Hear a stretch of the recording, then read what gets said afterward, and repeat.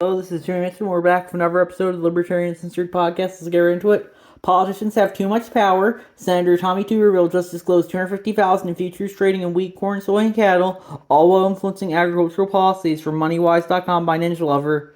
And I would agree, yeah. The thing is, they're all corrupt, and I don't think there's a way we can solve it because the natural thing is power corrupts, and absolute power corrupts absolutely. And I think increasingly you've seen the government of the United States increasingly justify more and more centralized absolute power over the years, and that's why I think it's the current government is unsalvageable, and we need to hit the reset button as soon as possible. Then we have marketing professor and author Scott Galloway refuses to meet great value Howard Hughes, gets his ex-account X by self-proclaimed free speech absolutist apartheid regime Elon Musk. That's from Gizmodo.com by Chi-Town, It'll 20, by Crossbows from Real Tesla. And yeah, I definitely think that's overly authoritarian, but it is Musk's website, and ultimately he is in the position to ban anyone he wants. So yes, and that's something I appreciate, but ultimately he is ultimately in that position of power, and sadly that's ultimately what life is. It's all these power hierarchies, and that's why I think we need to force these companies like Twitter and Reddit or X or whatever they're calling Twitter now to be as free speech as possible. Otherwise, they'll be justify more and more restrictions on speech until we have no free speech left. We only have restricted speech, only approved speech by those in positions of power. Then we have what would happen if the Green Party, Lib Left, Libertarian Party, Lib Center, and Constitution Party, Lib Right organized the Fusion ticket as a way to collectively get 5% of the popular vote in the 2024 presidential election, thus qualifying for federal funding in 2028. From Edward 2704. And that's self-posted. I said, the user base of this subreddit would consider all three of those parties to be fascist organizations designed to stop the Dems from their God-given right to the presidency. It's Reddit. Every U.S. political party is fascist Russian assets except the Dems. And the thing is, I definitely have some problems with the other two parties, but the thing is that they're all the third parties are pretty much Russian assets designed to stop the vote. At least that's the Reddit narrative these days. That you just need to vote blue no matter who. That's the Reddit narrative, and that's sadly how a lot of people on this subreddit think. Then we have Shoeonhead responds to male loneliness backlash from Breaking Points on YouTube, and I posted that, and I said, agree with you. It's real tough to be a guy on dating apps. I messaged people back who simply view my page on Match, and one said she had been messaged back for simply viewing a page before. The response rate is also really shitty. I'm glad left's trying to take more of a notice of malloneliness, but I do think they are doing it for mostly political reasons, as she notes in this video. Ultimately, no one is entitled to anything, but the thing is that people do feel entitled to if it's narrative enough. Like the next video I have is by Brad Palumbo, and that's dating to get woke TikTok reaction with short from Brad Palumbo on YouTube, and I posted that, and I said, I'm it's in the trans person in the video. It's like, oh, if you don't want to be trans people, you're transphobic, and I think that's kind of entitlement too. So that's my faults there. And it says, I'm interested to see how the gays use the start feel about that TikTok. Would you date someone who was that gender you were attracted but not to biological sex? And would you consider not being willing to do so transphobic? And Negan Gushin says, yes, I would date because, my ex was a trans man from vagina. I still consider myself gay. So, the thing is that this is how, it's getting, I think you can consider yourself gay however you want, but, a lot of people might consider gay only penis or vagina. I think that's okay too. I think people should consider things to be whatever they want, but if you want to consider yourself gay, you should be able to. But the thing is, increasingly, if you don't want to be forced to go out for transgender person, I don't think you should have to do so. And if they want to label you as transphobic, you should be able to do so, but you shouldn't have to you shouldn't be forced to be seen as that, I would say. And we have the revolution doesn't stop deconstructing because it reaches something you held sacred from Aaron McIntyre on Twitter, and that was how he talked about. I posted that, and that was how he talked about how Now Rachel Levine's calling women egg producers, and I said, the culture always has a way of turning on those who push for changes the most. It is a sad but inevitable consequence of an ideology that only cares about moving the goalpost above all else. If you are progressive, make no mistake, one day the movement and culture will turn on you, and there is going to be nothing you can do about it.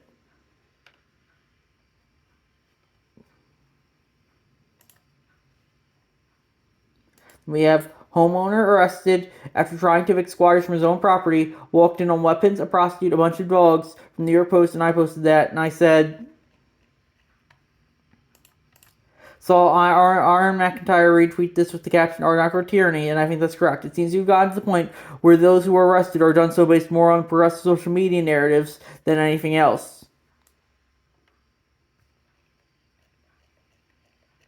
That's the thing.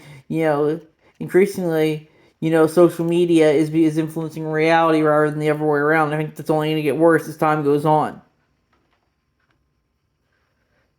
And we have legalizing organ sales by Ruin My Circle Jerk. That's from Jeffrey Miron, Substack.com. Legalizing organ sales. They post a show. Should we legalize organs or selling your own organs? I voted yes, and the other one option was no. Was that so? But no, because that violates my right to decide what you do with your body. So that was a 7-7 tie, and I said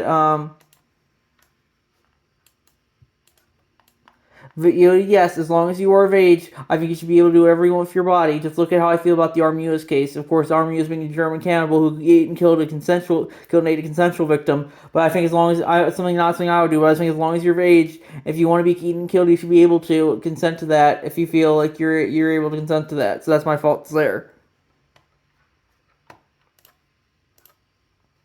California winery has illegal ocean bed bottles seized from thedrinksbusiness.com by Ninja Lover, and that sounds interesting. I don't think we should have illegal ocean bed bottles, but I guess you could argue that might constitute pollution, and that could be considered an act violation. So I guess that could be justified with that logic. But I think it's if it's on their property, it's their right to if they want it, and that's something that I think they should have let them just do it. It's their property. Then we have Too Good to Not Share by Paton 13. That's top church official say gay sex was in the Vatican has never been worse. And that's kind of just another circle jerk post. But then again, it's all the circle jerk. So I guess that's how it's going to be today. That's just how life is kind of when it comes to Reddit.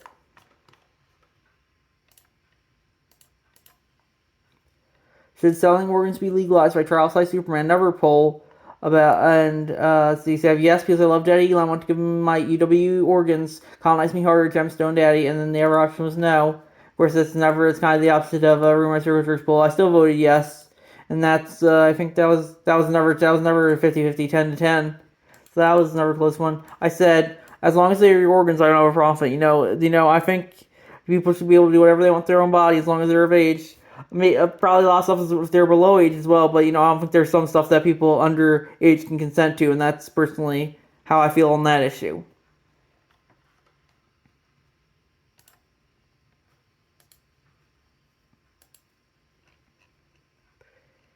Then we have, I'm a professor of chemistry. How am I supposed to incorporate DEI into my classroom instruction? Asked Reedley College professor Bill Blanken. What's the anti-racist perspective on the atomic massive boron? From Greg Lukianoff on Twitter. And I posted that, and I said,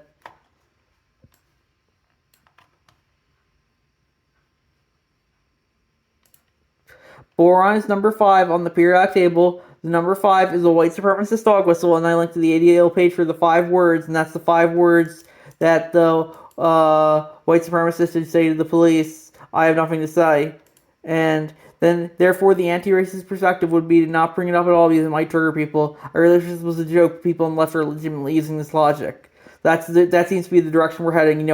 It's very much compelled speech. They're forced to integrate DI into their teachings, whether they want to or not. Hopefully, fire wins, but it's not looking too good for that. I would say because increasingly you have to uphold this progressive standard, and I think that's only going to get worse as time goes on. Trustees of NYC's $250 billion pension funds warn studios that they risk losing investor confidence if WGA and SAG-AFTRA strikes drag on. This is labor empowering labor. This is why VC hates pension funds from Deadline.com by Chi-Town20. And I said, good, the studios are too powerful and centralized anyway.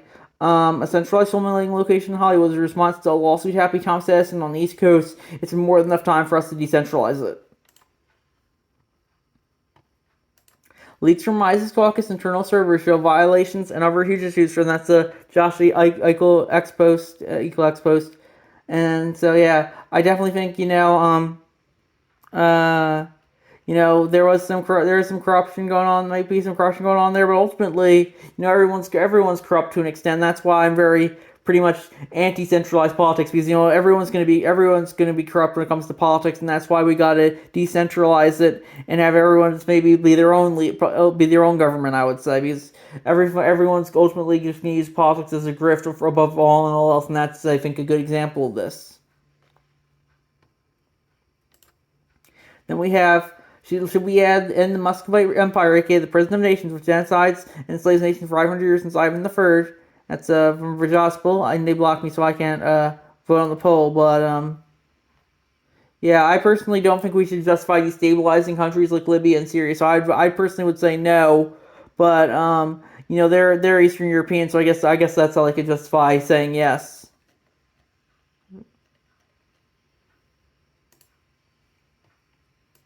Oh, PNH again, sigh, and then that's a tweet from the Libertarian Party, New Hampshire. This is from Baton 13.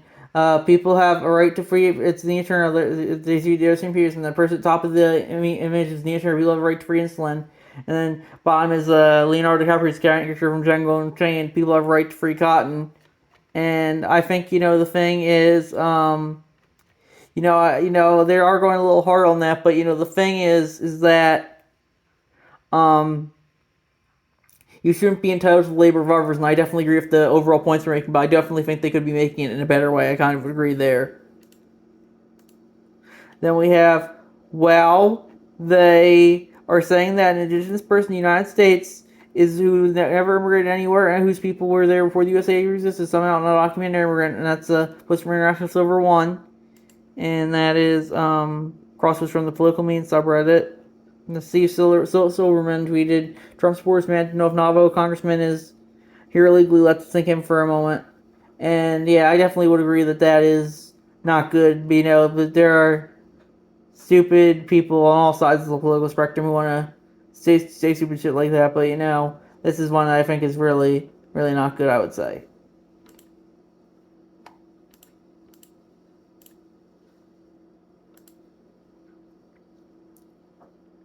People who call Trump Hitler won't hate speech laws from Reason TV is next. And I said, quite a world we live in.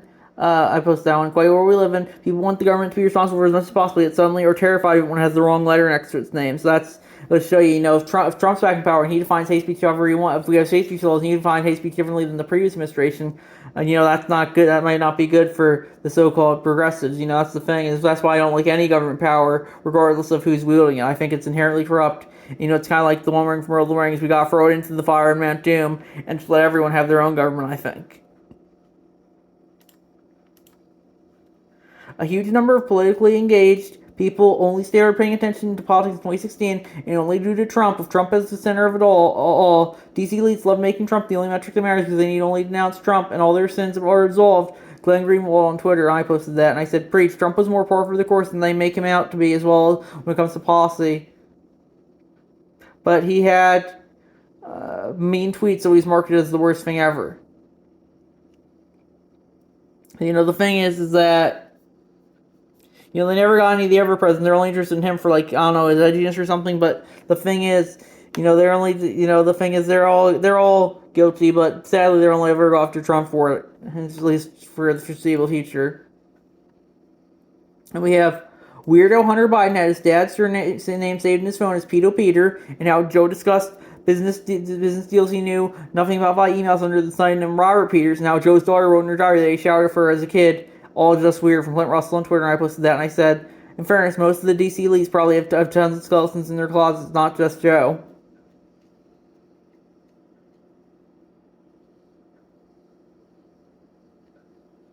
You know, they're all. I won't be surprised if every president was a pedophile at this point. You know, Grover Cleveland openly met his second wife, or his first wife, when he was first time was pushing her in baby carriage. Still probably one of my favorite presidents when it comes to policy, though. But you know, that's still probably pedophilic, even if it was the 1800s at the time, 19th century. You know, why don't the same standards apply to everyone else? Apply to the government? From LP Mississippi, and that's a Spike Cohen tweet they've shared. Every single other person and organization except for government is expected to find ways to receive money voluntarily. If anyone except government takes from someone else against their will, they have committed a crime. Why should we allow government to commit this crime? And I said, it's not a crime when the government does it. It seems to come up all too often. It's pirates and emperors, as I like to say. You know, the government has its own standards that, you know, you know, a lot of laws that apply to you as the individual. It doesn't apply to the government. And that's something I think we really need to look into ending sometime. So I think we're going to wrap up there. And let's see if there's anything new. I'll see you guys next episode. Bye.